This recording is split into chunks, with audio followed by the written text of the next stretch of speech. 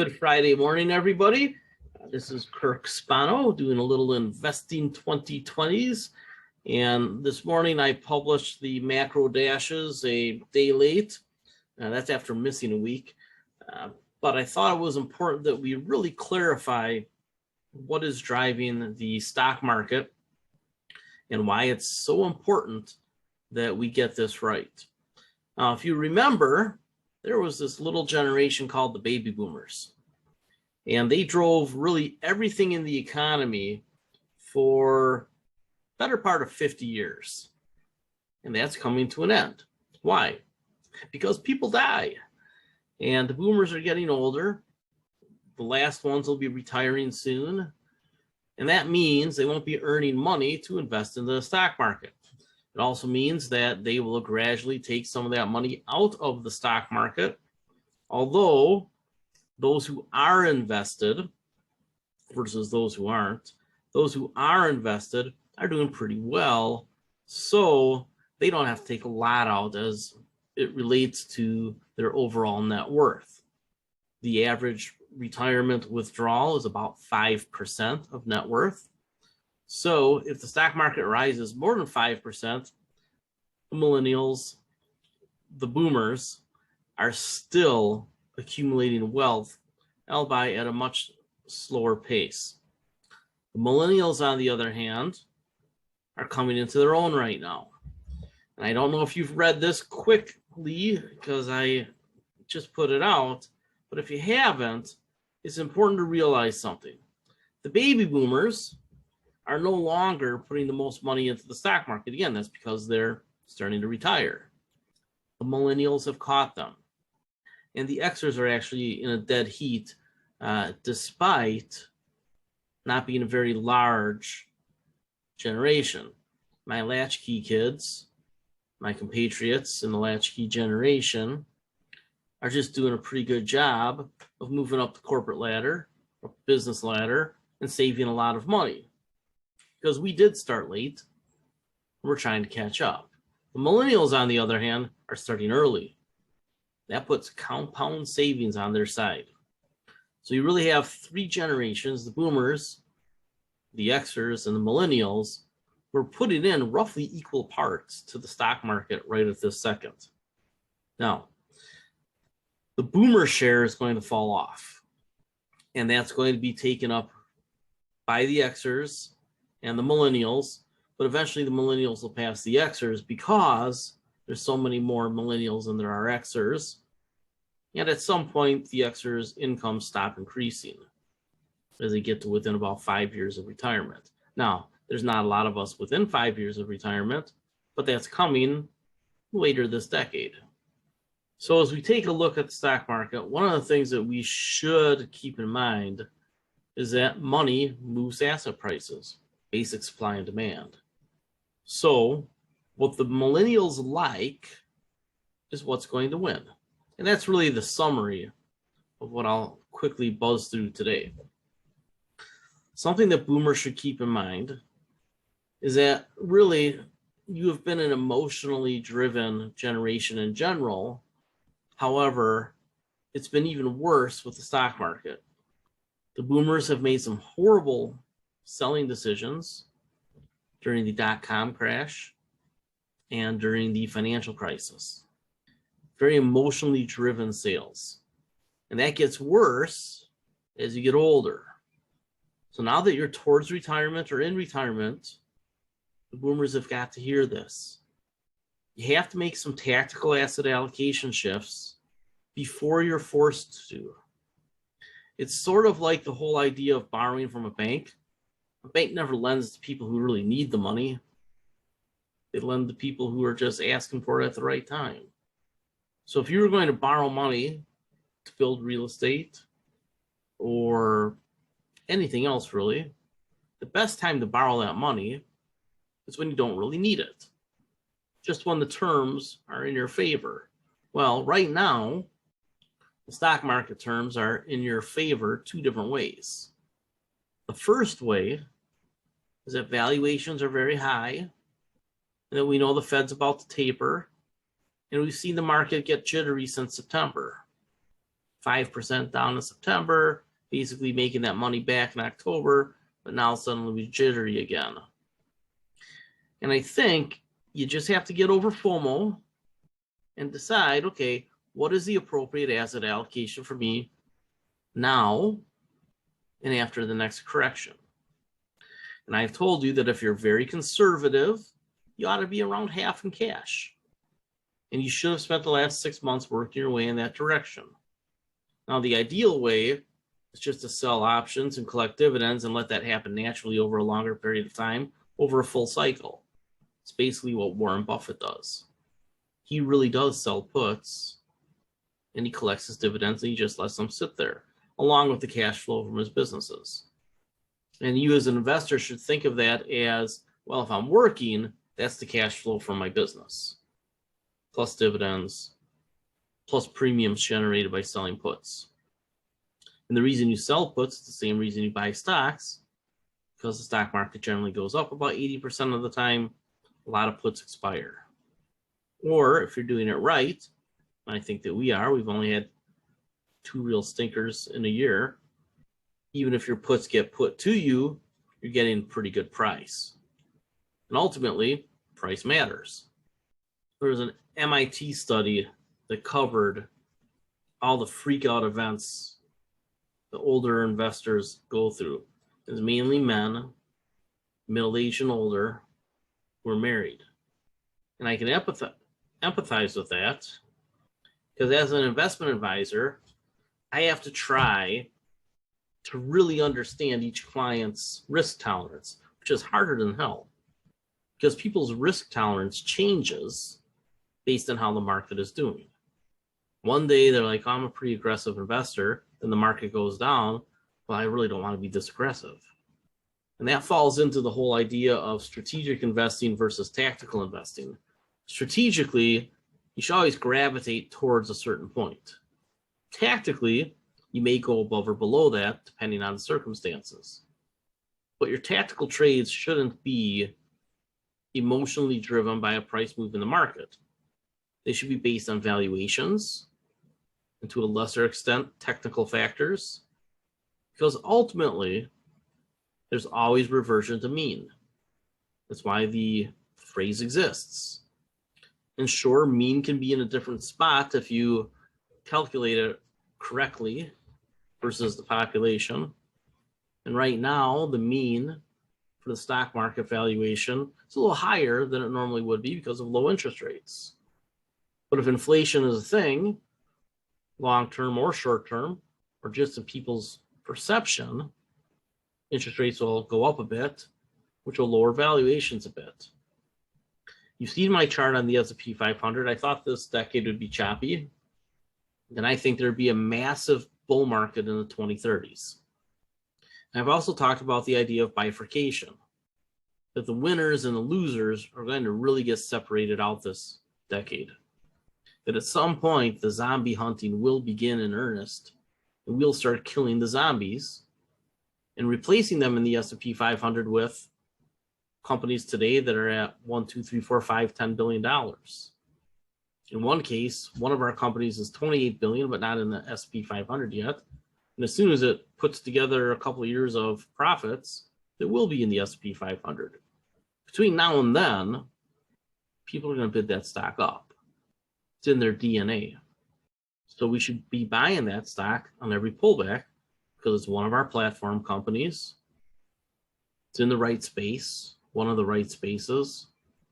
And it has all the things of supply and demand going for it when you consider the people anticipate it will end up in the S&P 500, which means all those inflows from all the people who now index.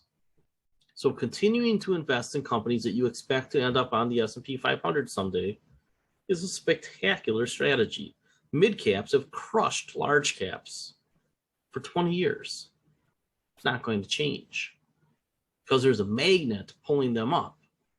And that magnet is SPY and VOO and the other S&P 500 funds. And the millennials, I think they don't understand that completely, but they are more aggressive investors. So they're gravitating towards your small and mid caps.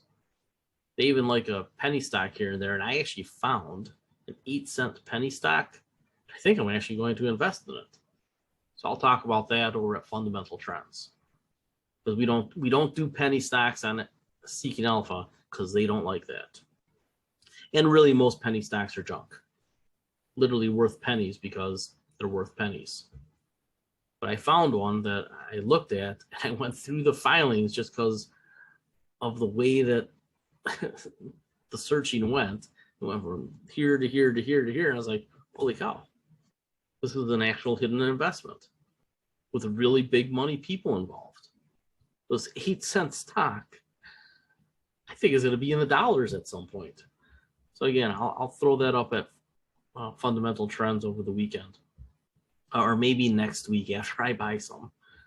So in any case, some things that you need to know about the millennials driving the market is their share of wealth, blue box, in the last 6 quarters has gone up 50%.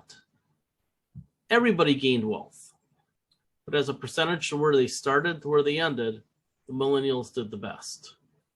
Your silent generation, which is the oldest folks, my 92-year-old grandmothers, their wealth is not going up anymore. And this is the future for the boomers too. Eventually their wealth stops going up. Probably as they approach 80 and the minimum required minimum distributions, RMDs, get higher and higher and higher. And they're forced to pull the money out. The Xers have had a big jump in wealth, and that is because of us having good businesses in some cases and just moving up the corporate chain, taking the baby boomer jobs. But the millennials are rising very quick too. That's another huge jump. It was something like 40%. The important statistic is back to what I talked about a second ago, is they're putting as much into the market as their 2 older cohorts. So what they like to invest in is going to matter. There's an idea that they don't earn a lot of money. Not true. They're doing pretty good on the income front. Why? Because a lot of them have tech-driven jobs. They're not in the old industries. And women have led that. Much bigger jump in salary, even though they still trail men. And what do we know about female investors? They're actually stronger hands in the stock market. They don't trade as much. They buy a good idea, and then they hold on to it to wait for the market to value it as they see it. And I think that's something that you need to think through, because when you take a look at money managers, women have really been doing well in the last 20 years because they don't chase as much. They buy growth at value prices, which is what I preach. So in other words, I'm trying to invest like a girl, which is why I tease the traders a bit when they're testosterone-driven trading. Even the female traders we have do it a little bit differently. They're not quite as hyperactive. Because hyperactivity, as Charlie Munger points out, is a way for patient investors to take money from impatient investors. So as we move forward, Tom Lee over at Fundstrat talked about how we might have a bull market all the way until the late 2030s. And I do think there's a huge rally coming in the 2030s, but I think we have to split out the winners from the losers over the rest of this decade. And we probably see the S&P 500 go above my 5,000 target at some point. It will, but there will be pretty spectacular corrections in there. And any spectacular correction, as we know, should be bought. We have to keep our eyes out for bubbles. And I think the misconception of this whole everything bubble approach is that it's not really everything. The bubble is in lower quality, lower growth, higher debt stocks and certain pieces of real estate that have kept up with the broad market just because the broad market's going up.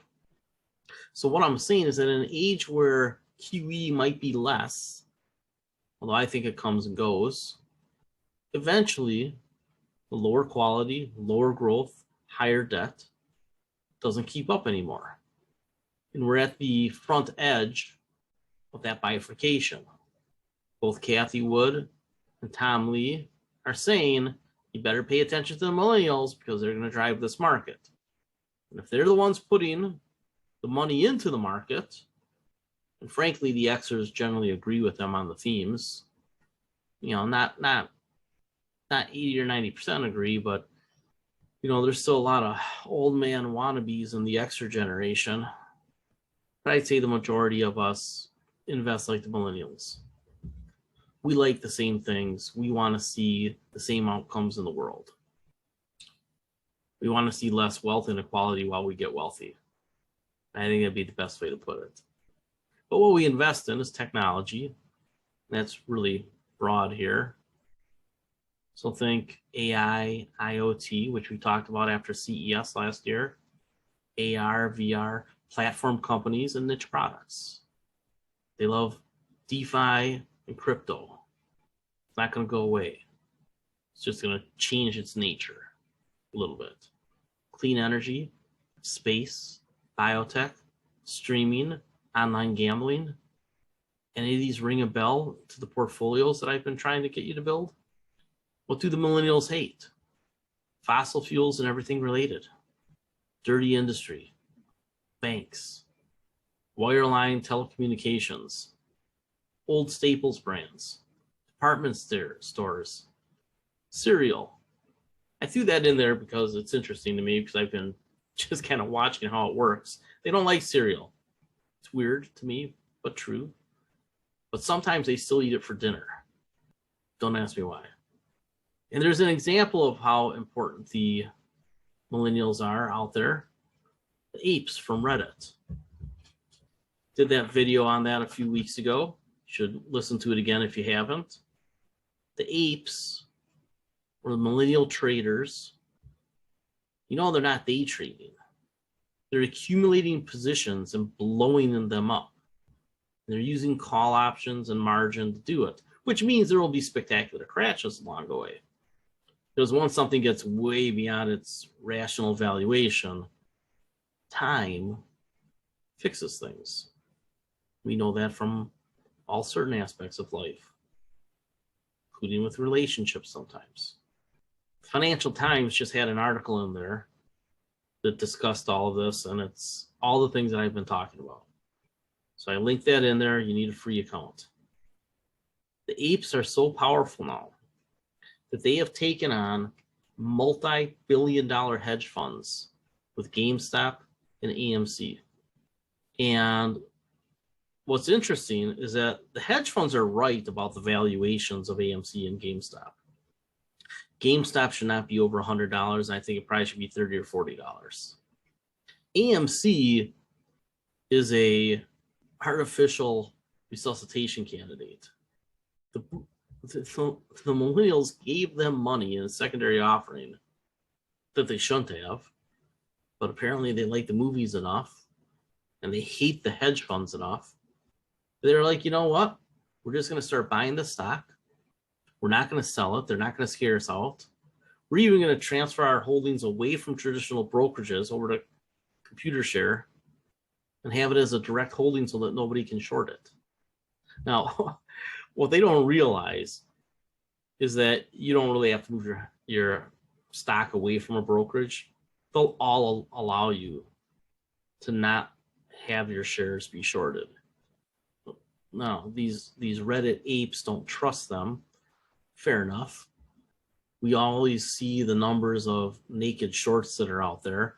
That's probably because the brokerages don't enforce the rules. So they said, screw it. We're going to direct list our stocks. We're going to have our name on them rather than the brokerage name. You understand that street name at a brokerage means you don't really own those shares.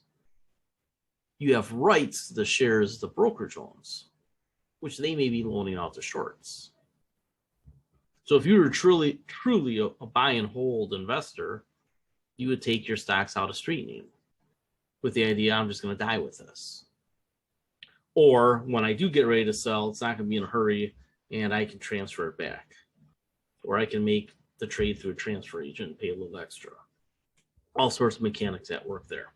But the apes, the millennials, were so successful with GameStop that they pushed a multi-billion-dollar hedge fund with backing from Steve Cohen and I think Citadel to the brink of liquidation, bankruptcy. Think that through. You have Steve Cohen, one of the richest guys in the world, who owns the Mets, New York Mets.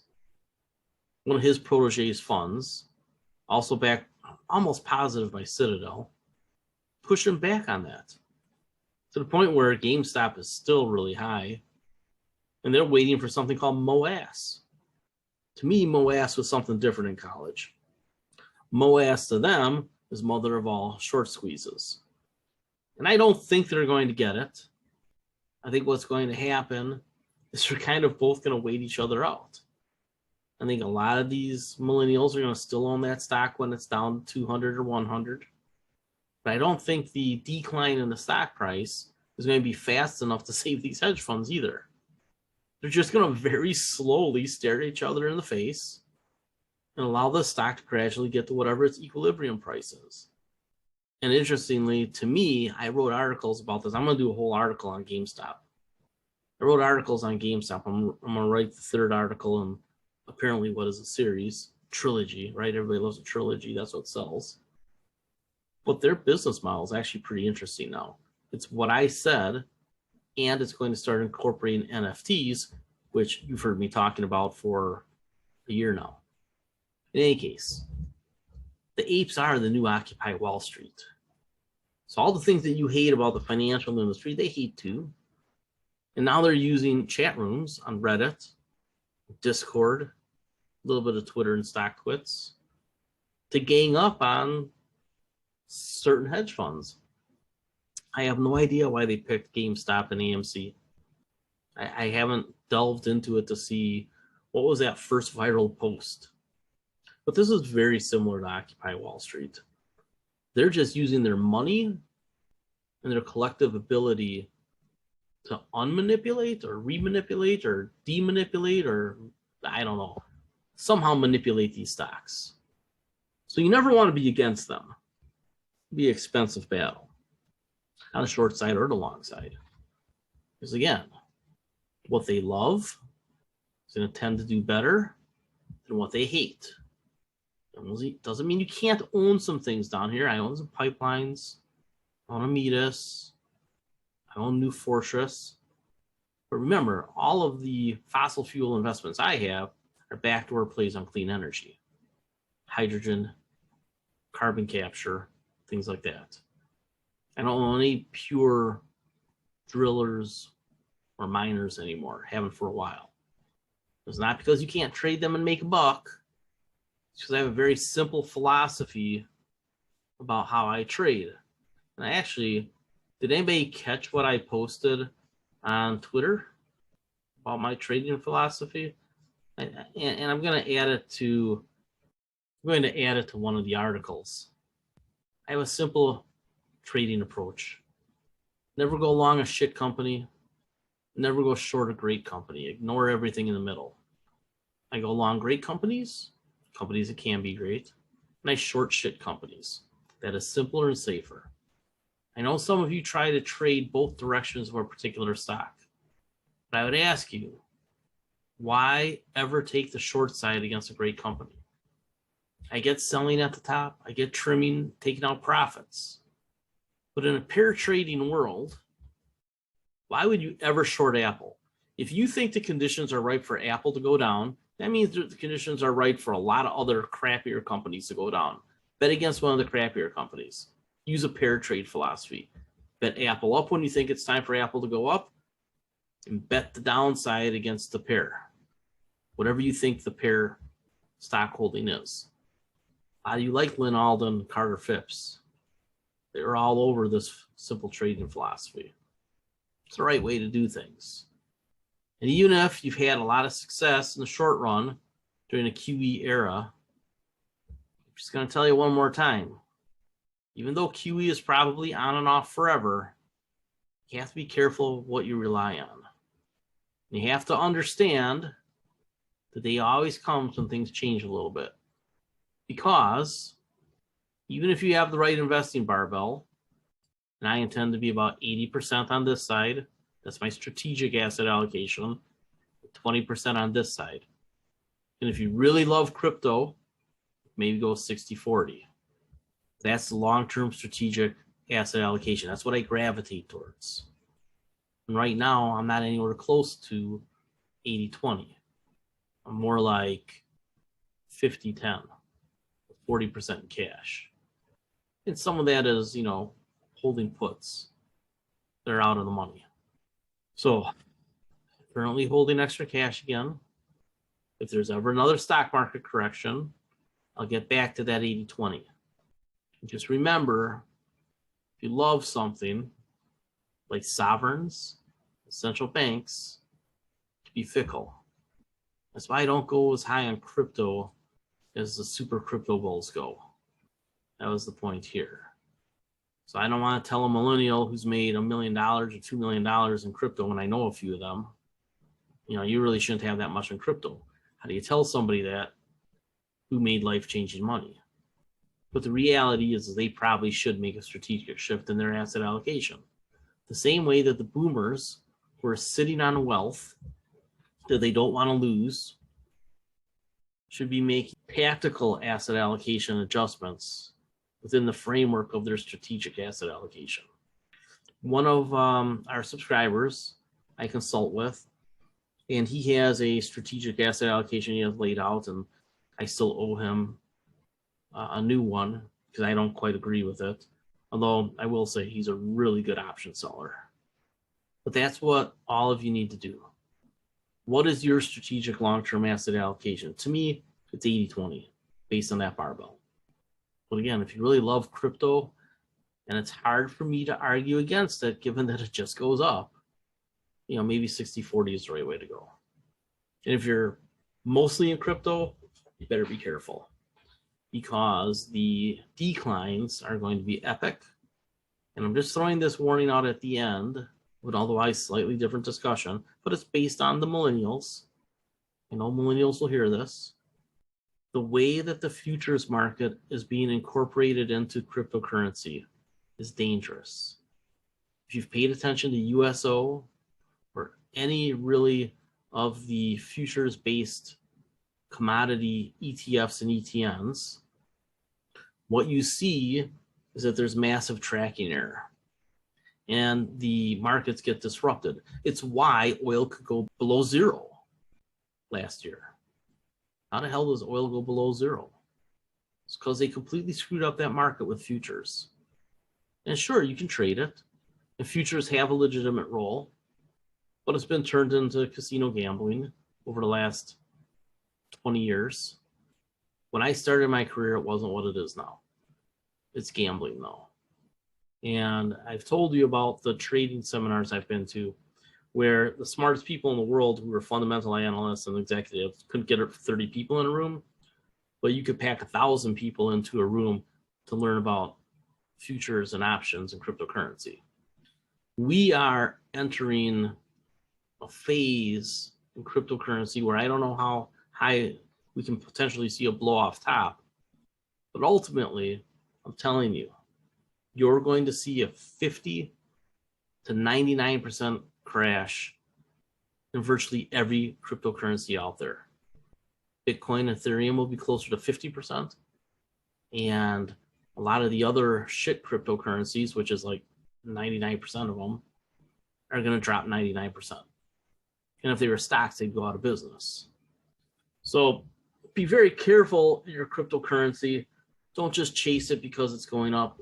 Try to understand it. Visit Coinbase. I'm putting out my crypto article this weekend, actually, how to do it, why to do it. It's taken me the better part of a year to really wrap my head around it. And remember, I bought Bitcoin in 2016, but it's been changing. The market's changed. The end use has changed. The innovation has been amazing.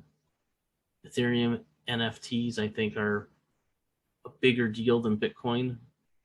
I do think Bitcoin ends up being the digital gold, but take a look at the price of gold the last 30, 40 years.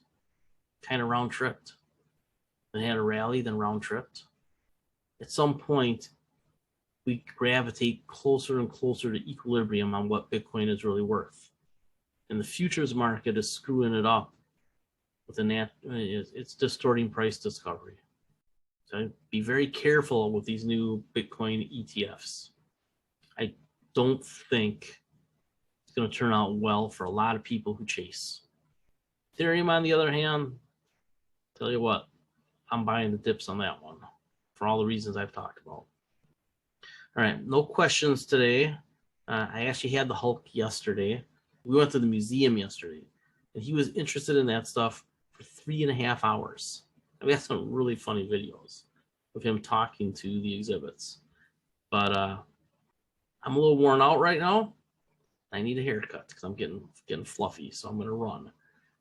I really want you to try to meditate and think about what the millennials are changing in the world and understand it's just the echo boom.